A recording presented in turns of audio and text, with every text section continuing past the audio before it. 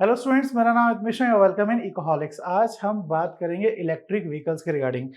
आपने ये चीज़ नोटिस करी होगी कि जो इलॉन मस्क हैं और जो ट्रम्प है वो लगातार इल्ज़ाम लगाते हैं इंडिया पे कि इंडिया इलेक्ट्रिक व्हीकल्स को उनके देश में, इंडिया में नहीं आने दे रहा है, वो हैवी टैक्सेस लगा रहा है। ट्रम्प हर बार बोलते हैं कि इलेक्ट्रिक व्हीकल्स को प्लीज़ आने दीजिए। इंडिया के जो प्राइम मिनिस्टर साहब मोदी जब यूएस जाते हैं तो उनके साथ इलॉन मस्क भी मिलते हैं। तो घुमा फिरा के यही बात होती रहती है कि भाई इलेक्ट्रिक व्हीकल्स को प्लीज पुश करा जाए। तो आज गवर्नमेंट ने इलेक्ट्रिक व्हीकल्स के लिए एक डॉक्यूमेंट रिलीज करा है और एक पॉलिसी बनाई है जिसके अंतर्गत इलेक्ट्रिक व्हीकल्स अब इंडिया में आ सकती है। गवर्नमेंट ने 15%, पहले गवर्नमेंट 70 to 100% टैक्स लेती थी इंपोर्ट ड्यूटी पे इलेक्ट्रिक व्हीकल्स के। अब गवर्नमेंट ने उसको रिड्यूस करके सिर्फ 15% कर दिया है। ठीक है, इसके बारे में पूरा जो एडिटोरियल है, पूरा जो pros cons challenge way forward, वो सारा हम देखते हैं। ठीक है, पहले देखते हैं कंडीशंस क्या है। हमने पहले समझ लिया कि अब क्या होगा, 15% टैक्स ही लगेगा। किस पे लगेगा 15% टैक्स? इलेक्ट्रिक व्हीकल्स में कितना परसेंट टैक्स लगेगा? 15% टैक्स लगेगा। ठीक है, पर कुछ ना कुछ गवर्नमेंट ने कंडीशन लगाई होगी। तो कंडीशन क्या है? पहली कंडीशन ये है कि 8,000, सिर्फ 8,000 कारें ही फॉरेन से इंडिया में आएंगी एक साल में, और उन कारों का मिनिमम जो प्राइस होगा वो $35,000 मिनिमम प्राइस होगा, मिनिमम, उससे कम नहीं होगा। ठीक है, पहली कंडीशन क्या लगाई है कि हम रेडी हैं, India is ready for electric vehicles, पर आप एक साल में सिर्फ 8,000 इलेक्ट्रिक व्हीकल्स ही इंपोर्ट कर सकते हो, और पर जो कार है उसका प्राइस $35,000 से कम होना चाहिए। $35,000 इज अराउंड 35 लाख के अराउंड, मतलब 30 से 35 लाख से कम ही होना चाहिए इसका प्राइस। ठीक है, पहली कंडीशन। दूसरी कंडीशन है गवर्नमेंट बोली, अगर आपको इस तरीके से खेल खेलना है, अगर आपको 15% टैक्स का खेल खेलना है, तो आपको आने वाले 3 साल में, आई रिपीट, आने वाले 3 साल में आपको इंडिया में मोर देन 4,000 करोड़ का करना पड़ेगा, इन्वेस्टमेंट करना पड़ेगा इंडिया में। कितना इन्वेस्टमेंट करना पड़ेगा? मोर देन 4,000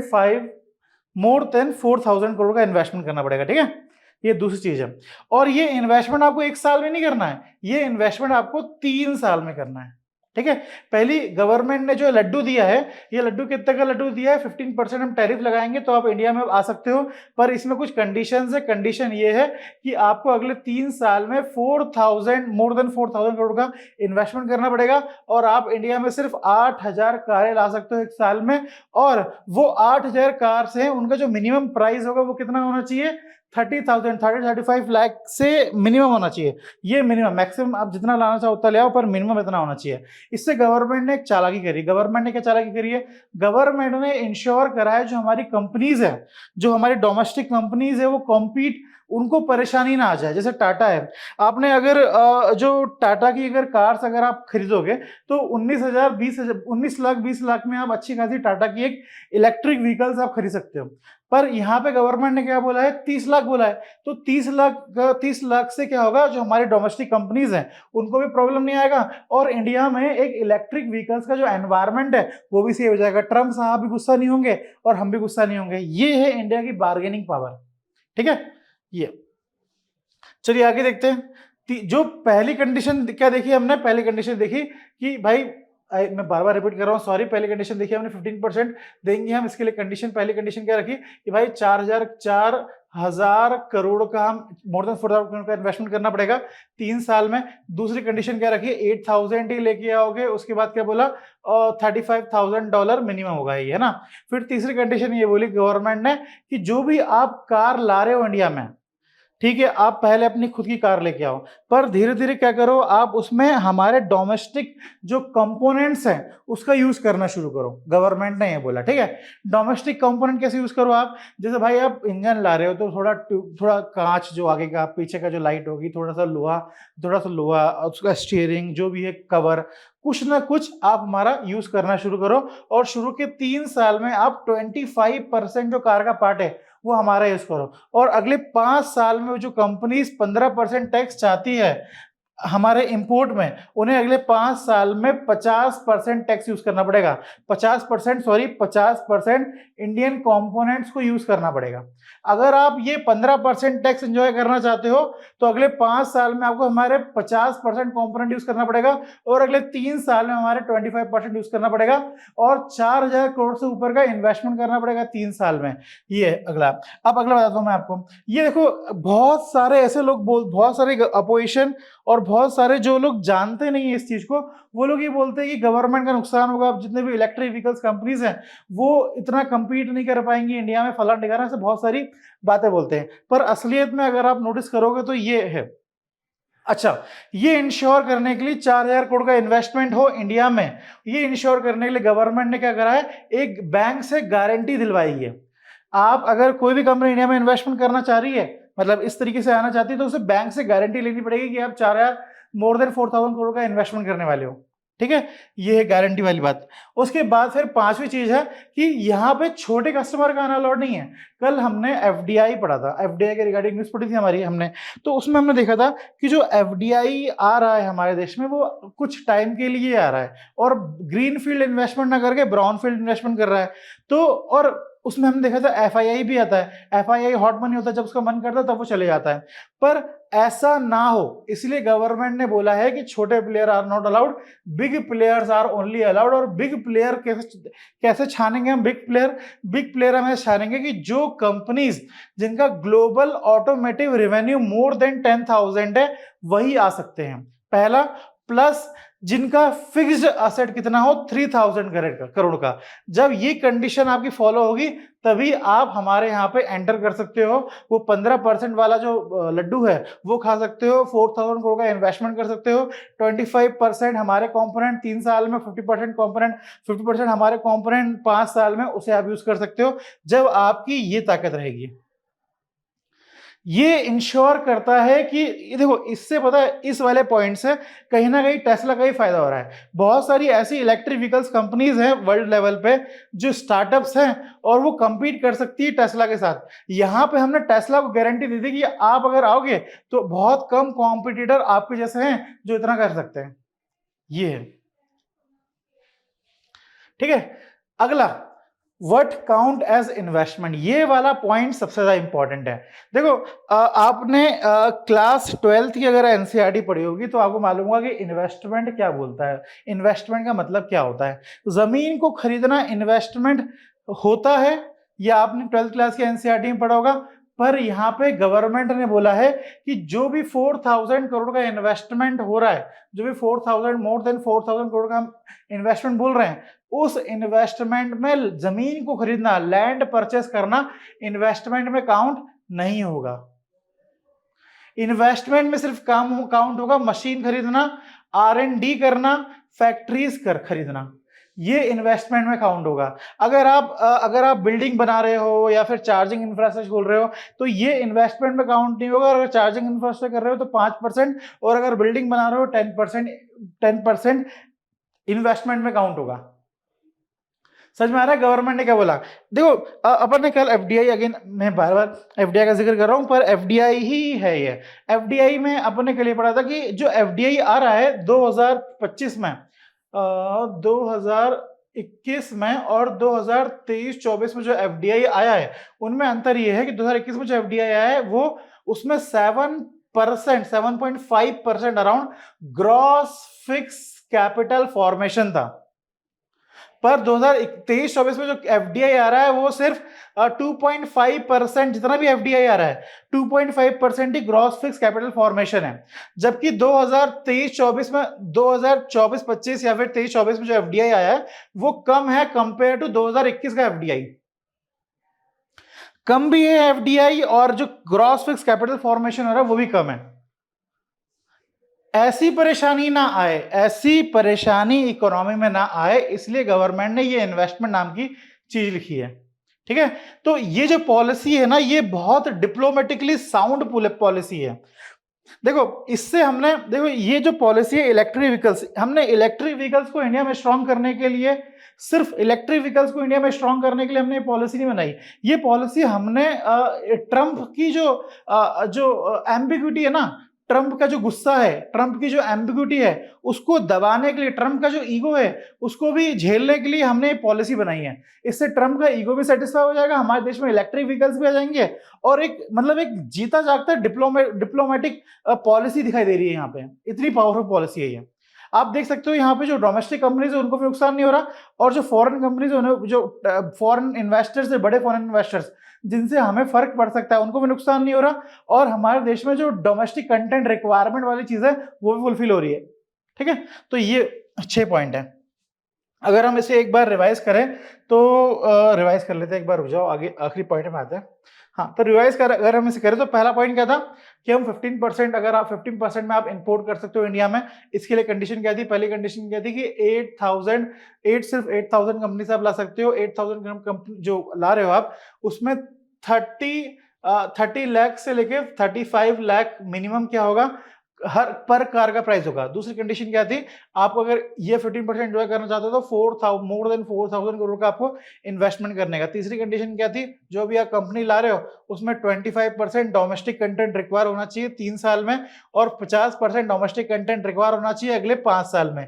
ये वाली बात बोली। अच्छा, 4,000 करोड़ ला रहे हो, उसके लिए गारंटी वाली बात क्या थी? बैंक से गारंटी लेनी पड़ेगी आपको, बैंक से गारंटी लेनी पड़ेगी आपको, ये भी बात हो गई। पांचवी बात क्या थी? गवर्नमेंट ने बोला है कि गवर्नमेंट ने बोला कि इन्वेस्टमेंट क्या होगा, गवर्नमेंट ने बताया। जमीन खरीद के ला रहे हो आप इंडिया में तो वो इन्वेस्टमेंट नहीं कहलाएगा। छठवीं चीज क्या बोली गवर्नमेंट ने कि भाई जो भी कंपनीज आ रही है इंडिया में, वो हर कोई छोटी मोटी नया नया स्टार्टअप नहीं आएगा इंडिया में, वही कंपनी आएगी जिनका टर्नओवर 10,000 करोड़ से ऊपर है और जिनके पास असेट कितना हो, 3,000 करोड़ इनके पास असेट हो। तो ये 5-6 कंडीशन जिसके जो इलेक्ट्रिक व्हीकल जो कंपनी हमारे देश में आएगी उनको ये सारी कंडीशन फुलफिल करनी पड़ेगी, तभी वो आ पाएंगे इंडिया में। ठीक है, तो अब आते हैं चैलेंज है। चैलेंज क्या है? पहला चैलेंज ये नॉर्मल सी बात है कि हमारे देश में लिथियम, कोबाल्ट और निकल नहीं मिलता, तो हमें हम बहुत ज्यादा डिपेंड है इंपोर्ट में, और इंपोर्ट में भी हम किस पे डिपेंड है? चाइना पे डिपेंड है। पहली प्रॉब्लम। दूसरी परेशानी यह है कि लिथियम बैटरी सेल, देखो हमारे देश में हम बैटरी को असेंबल तो कर सकते हैं पर उसे हम मैन्युफैक्चर नहीं कर पा रहे हैं, हम बना नहीं पा रहे हैं। ये दूसरी परेशानी है। जो कैथोड, एनोड, इलेक्ट्रोड, ये सारे जो इंपॉर्टेंट पार्ट्स है उसको हम फॉर्मेशन बना नहीं पा रहे हैं, ये दूसरी परेशानी है। तीसरी परेशानी है हम ना सेल बना पा रहे हैं ना उसके रिगार्डिंग जो कॉम्पोनेंट है, transition Motors, battery management system और एडवांस पावर इलेक्ट्रॉनिक्स, ये जो कॉम्पोनेंट्स है इलेक्ट्रिक जो बैटरी है उसके कंपोनेंट्स को भी हम नहीं बना पा रहे, ये तीसरी परेशानी है और वो लार्जली इंपॉर्टेंट है। चौथी परेशानी है कि इन्वेस्टमेंट ना हम R&D में खर्चा कर रहे हैं ना हम टेस्ट कॉस्ट में खर्चा कर रहे हैं, और दोनों में हम खर्चा इसलिए नहीं कर रहे हैं क्योंकि ये चीजें बहुत महंगी है। R&D महंगा है, टेस्टिंग कॉस्ट महंगी है, इसलिए हम उन पर खर्चा नहीं कर रहे हैं। Shortage of skill man power हमारे यहाँ पे, अब देखो स्किल मैन पावर तो एक ऐसा पॉइंट है कि अगर हमारे यहाँ पे इन्वेस्टमेंट ही नहीं हो रहा है ना कोई रिसर्च हो रही है तो फिर मैन पावर कैसे आएगी? देखो इन्वेस्टमेंट वाली बात हर जगह जाती है। इन्वेस्टमेंट वाली बात अगर आप ये नोटिस करोगे कि अभी आज के टाइम पे बहुत सारे स्टेट्स विमेन को मतलब इलेक्शन जीतने के लिए उन्होंने एक स्कीम लॉन्च कर दी है। आप MP में देखोगे, आप जिस भी स्टेट में उसमें देखोगे कि वुमेन को अगर हमारी सरकार आएगी तो हम जो माताएं हैं, जो बहनें हैं, उन्हें हम 1,000 रुपए उनके अकाउंट में हर महीने दे देंगे। ऐसी स्कीम आपने सुनी होगी। और ये जो स्कीम है ना, इनका जो खर्चा है, इनका पर मंथ का जो खर्चा है अराउंड 1500 1,500 करोड़ 2,000 करोड़ ये खर्चा है पर मंथ का खर्चा ये। और ये खर्चा तो सिर्फ एक स्टेट का है। महाराष्ट्र का अगर आप खर्चा दो या मध्य प्रदेश का खर्चा दो तो वो अराउंड 2,000 करोड़ है। अगर वही इन्वेस्टमेंट अगर हम यहां पे करते हैं तो कितना फायदा होगा, ये चीज देखने वाली बात है। ठीक है, उसके बाद हैवी डिपेंडेंसी और important machinery, insufficient charging infrastructure. देखो चार्जिंग इंफ्रास्ट्रक्चर नहीं है, ये एक एनवायरनमेंट की प्रॉब्लम है। एनवायरनमेंट मतलब ये कि लोगों के अंदर जो एक होता है ना कि चीजें अगर सामने दिखती हैं तो लोग उसकी तरफ जाता है, पर अगर चार्जिंग स्टेशन दिखेंगे तो लोगों के दिमाग में एक क्वेश्चन बना रहता है कि क्या ये चीज फिजिबल है कि नहीं, इलेक्ट्रिक व्हीकल्स। उसके बाद प्राइस सेंसिटिविटी के मैंने बारे में बताया आपको। जो 19 लाख या 20 लाख की जो टाटा की कार है, वो उसका अगर आप पेट्रोल और डीजल अगर वेरिएंट लेने जाओगे तो वो आपको 11-12 लाख में आ जाएगा, और अगर आप उसको इलेक्ट्रिक व्हीकल्स वाला वेरिएंट लेने जाओगे तो वो 19 लाख 20 लाख का आएगा। तो प्राइस जो कॉस्ट है, जो वो अपफ्रंट है, हायर कॉस्ट अपफ्रंट है, तो वो बहुत बड़ी परेशानी है। उसके बाद फिर है रेगुलेटरी अनसर्टेनिटी। देखो अभी ईवी क्या है ना, ईवी का जो मार्केट है वो बहुत नया है इंडिया में, तो वो उसके रिगार्डिंग जो पॉलिसीज है बहुत फ्रिक्वेंटली चेंज हो रही है। अगर आप नोटिस करोगे कि अभी हमने बात करा कि गवर्नमेंट पहले इंपोर्ट ड्यूटी में 100%, 70%, 100% टैक्स लेती थी, अब गवर्नमेंट कितना कर दिया, एकदम से गवर्नमेंट ने 15% कर दिया। तो ये क्या पॉलिसी अनसर्टेनिटी नहीं है? जिस इंसान ने 2 साल पहले या 1 साल पहले या इस साल ही अगर कार ली होगी, ये पॉलिसी बनने से पहले अगर कार ली होगी, तो उसे वो कार महंगी पड़ेगी। पर अगर वो अब कार लेगा तो उसको वो कार सस्ती पड़ेगी। मतलब अगर वो 1 साल बाद या 2 साल बाद इलेक्ट्रिक व्हीकल्स की कार लेगा तो उसे वो धीरे धीरे सस्ती पड़ेगी। तो जो प्राइस है वो सब्सटेंशियली रिड्यूस हो जाएगा। तो लोग सोचते हैं कि यार अगर हमें आज इलेक्ट्रिक व्हीकल लेना है तो हम आज ना लेके 2 साल बाद 3 साल बाद ले लेंगे, जब उसके दाम बहुत सस्ते हो जाएंगे। Getting my point? ये वाली बात है। How India can become self reliant in electric vehicle. देखो इस India self reliant electric vehicle में मतलब ये वे फॉरवर्ड वाली बात हो रही है। अगर हमने चैलेंजेस को अगर दूर कर ले तो हम सेल्फ रिलायंट हो पाएंगे इलेक्ट्रिक व्हीकल्स में। तो चैलेंजेस, हमारा पहला चैलेंज क्या था? पहला चैलेंज था लिथियम आयन बैटरी। तो लिथियम आयन बैटरी को या तो आप खुद के देश में ढूंढ लो या तो फिर बायलैटरल एग्रीमेंट करके निकाल लो, है ना। देखो